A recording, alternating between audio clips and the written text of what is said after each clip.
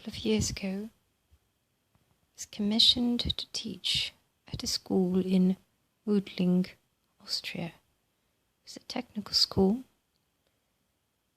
and I was working with a group of gentlemen around 17, 18 years old. We talked of many things, many things, many of which they were hearing for the first time. So many conversations ensued. One of the things that I remember was a conversation about what is called NLP, or neuro-linguistic programming, which I've never learned, but innately use, I suppose, as I have been told by others. Anyhow, I was describing a situation so that I could reach these fellows and teach them how to gain sway of their minds, how to, in essence, control their minds, their thoughts. This was a little example I had just experienced with a colleague. We were sat on a train in Austria en route to a job, and he was explaining to me, I don't know how we got on the topic, in fact it was myself who initiated it, about being late. I think I had asked him if he'd ever been late for a job, as I had once, waking up at about an hour late and in Bratislava, needed to get to the train. Anyhow, whatever. I had that story in mind and asked him if he'd ever been late, and he was very proud that he had never. And he was always on time, etc., etc. As soon as he was telling that story,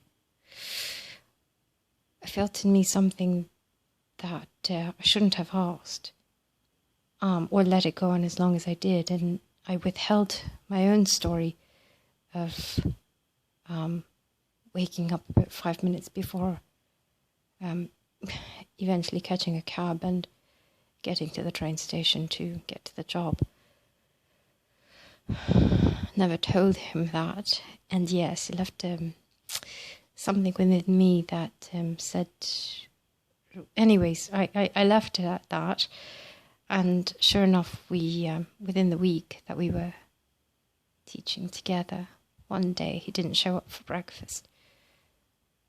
Yes, in essence, he was late. I eventually went up and knocked on his door, and we got to school on time, all that. And then when we finally sat down for a meal again at the guest house, I apologized to him and I said that I think it was my fault, but that happened because I kind of allowed that thought process to carry on. It was kind of, in hindsight, it was in a neat experiment, one could say.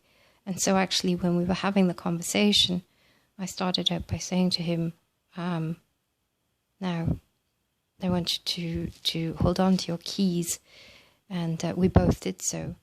And I said, I asked him something along these lines. It's not exact, but you get the gist of it. You know, if someone came around and said, oh, I left my keys at home, I forgot them and I couldn't get in the house, blah, blah, blah, that creates something within us that, oh, I hope that doesn't happen to me. And then it's almost like planting a seed, and soon after, sure enough, something along those lines does happen to us. And as we were holding our keys, and that was the very reason, because by doing so, what I suggested to him is that the next time when somebody has a story like that, I lost my phone or I lost my keys, whatever, that fear within us is natural that it will happen to us. So at that very moment, search for and put your hand on your keys or your phone or whatever it is, and say something to yourself. Just I am safe, I am fine, I am, not what you don't want to happen, but I am knowing, I am whatever that negates that possibility for you.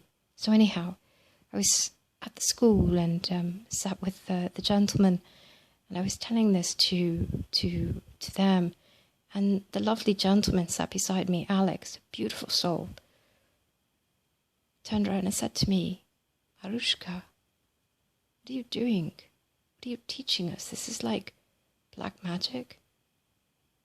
What I said to him was, no, it's black magic that's been used on us all along. This is the very thing that Jesus, our brother Jesus,